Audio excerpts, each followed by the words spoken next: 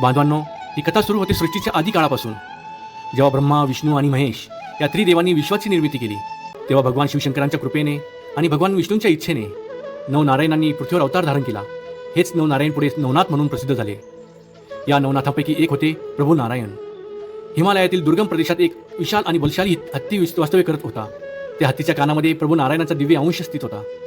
एक दिवस बद्रिकाश्रमात भगवान शिवशंकर, जालिंद्रनाथ आणि अग्निदेव यांच्यात चर्चा सुरू होती. तेव्हा भगवान शिवशंकर म्हणाले, हे जालिंद्रनाथा, हिमालयातील एका दिव्य हत्तीच्या कानामध्ये प्रभू नारायण अवतरले आहेत.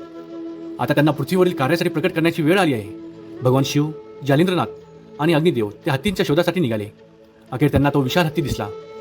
जालिंद्रनाथांनी प्रेमाने हाक मारली, हे प्रभू नारायणा, प्रकट व्हा. क्षणात संपूर्ण परिसर तेजाने उजळून निघाला. हत्तीच्या कानातून एक तेजस्वी कुमार बाहेर आला.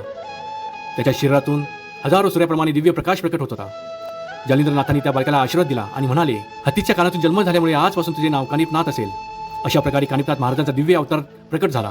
त्यातील आणखी एक प्रसिद्ध कथा म्हणजे डाळिंबाबाईंची. डाळिंबाबाई नावांची एक स्त्री कानिपनाथ महाराजांची अनन्य भक्त होती. तिने कठोर तपश्चर्या केली. तिच्या भक्तीवर प्रसन्न होऊन कानिपनाथ महाराजांनी तिला दर्शन दिले आणि वरदान दिले की जो कोणी श्रद्धेने येथे प्रार्थना करेल आणि या झाडाला धागा बांधेल, त्याच्या मनोकामना पूर्ण होतील. आजही हजारो भाविक त्या डाळिंबाच्या झाडाला रंगीत धागे बांधतात. इतिहासात आणखी एक महत्त्वाचा प्रसंग सांगितला जातो. छत्रपती संभाजी महाराजांच्या बलिदानानंतर राणी येसूबाई आणि बाल शाहू महाराज मोगलांच्या कैदेत होते. लोकपरंपरेनुसार राणी येसूबाईंनी कानिपनाथ महाराजांना नमस केला, जर माझ्या शाहूंची सुटका झाली तर मी मडे येथे भव्य बांधकाम करीन.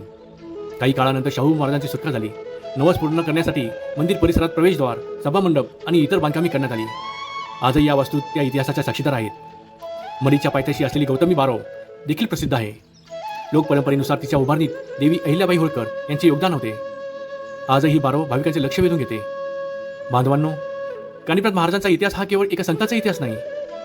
तो श्रद्धेचा इतिहास आहे, तो भक्तीचा इतिहास आहे, तो नाथ परंपरेच्या महान वारशाचा इतिहास आहे.